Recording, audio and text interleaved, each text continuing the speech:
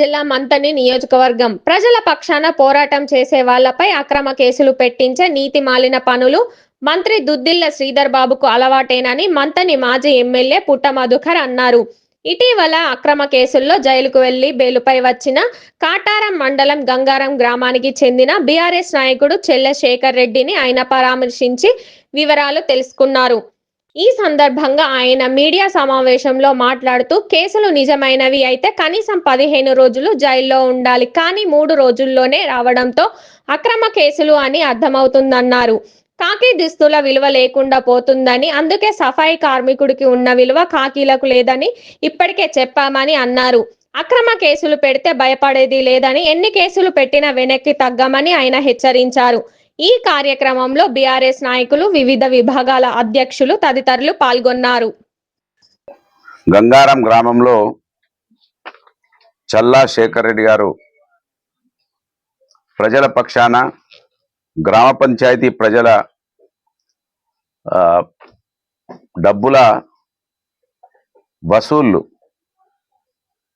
అన్యక్రాంతం అయిపోయినాయని ప్రజల పక్షాన పోరాటం చేస్తే కాంగ్రెస్ పార్టీ ప్రభుత్వం దుద్దిళ్ల శ్రీధర్ గారి నేతృత్వంలో ఒక అక్రమమైన కేసు, నిజంగా దుద్దిళ్ల శ్రీధర్ గారు అయితే ఆయన మారడు, పోలీసు వాళ్ళు కూడా మరీ ఘోరంగా దుద్దిళ్ల శ్రీధర్ గారికి మంత్రి పదవి వస్తే ఎప్పుడు వస్తే అప్పుడు వాళ్ళ యొక్క కాకి దుస్తుల విలువను తీసేసుకుంటా ఉన్నారు.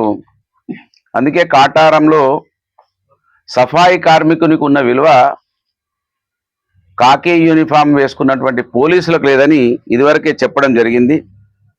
అయినను వాళ్ళ లోపల మార్పు వస్తలేదు. దుద్దిళ్ల శ్రీధర్ అయితే నీతిమాలిన పనులు చేయడానికే ఆయనకు అలవాటు అయిపోయింది. పోలీసులు ఈ దేశానికి రక్షకులుగా, భారత రాజ్యాంగాన్ని అనుసరించి ఉద్యోగాలలో చేరినటువంటి వ్యక్తులుగా వాళ్ళు గమనించకపోవడం ఆశ్చర్యం.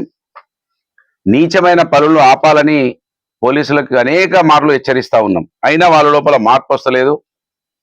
వీళ్లకు ప్రాయచిత్తం తప్పది, అవమానపడాలి, సిగ్గుపడాలి. మీకు ప్రభుత్వం ఉద్యోగం ఇచ్చి చేతిలో కట్టెచ్చి చేతిలో తుపాకీ ఇచ్చింది ప్రజలను రక్షించమని. ఆ ప్రాయచిత్తం కాకముందే మీరు జాగ్రత్త పడండి. కోర్టు చివాటు పెడుతున్నాయి, అవమానపడండి. వాళ్ళ మీకు భారత రాజ్యాంగం, బాబాసాహెబ్ అంబేద్కర్ గారు రాసినటువంటి రాజ్యాంగం వలన మీకు ఉద్యోగాలు వచ్చినాయి, అవమానపడండి. వాళ్ళ దుద్దిళ్ల శ్రీధర్కు ఆ కుటుంబానికి సిగ్గు లేదు, మానం లేదు. వాళ్ళు ఏ విధంగా వాడుకోవాలో వాడుకుంటారు, కానీ మీకన్నా సిగ్గు ఉండాలి కదా, మానం ఉండాలి కదా. శేఖర్ను 3 రోజులు జైల్లో పెడితే ఏమొచ్చింది మీకు? పైచాచిక ఆనందం ఏం సంపాదించలేదు. వాళ్ళ పిల్లలు పాపం బెంగళూరు నుంచి ఊరికొచ్చింది ఆడబిడ్డ, వాళ్ళ భార్య, వాళ్ళంతా ఎక్కడో సంతోషంగా ఉండే వాళ్ళను మీరు న్యాయబద్ధంగా మాట్లాడితే ఈ విధంగా కేసులు పెట్టడాన్ని తీవ్రంగా వ్యతిరేకిస్తున్నాం. కేసులకు భయపడి ఎవరు కూడా బెదిరిపోయి వెనుకకు పోరు. నేను అంటున్న వీళ్ళు ఖచ్చితంగా రేపు రాబో రోజులలో జిల్లా స్థాయి నాయకులుగా ఎదిగిపిస్తుంది బీఆర్ఎస్ పార్టీ. అది మాత్రం మీరు గుర్తుపెట్టుకోవాలని హెచ్చరిస్తూ, పోలీసులు అవమానపడండి. దుద్దిళ్ల కుటుంబానికి నీతి లేదు, జాతి లేదు, కానీ మీకు నీతి ఉండాలి, జాతి ఉండాలి. మీరు రాజ్యాంగాన్ని అనుసరించి మీరు ఉద్యోగాలలోకి వచ్చారని హెచ్చరిస్తూ సెలవు తీసుకుంటా ఉన్నాను. జై తెలంగాణ.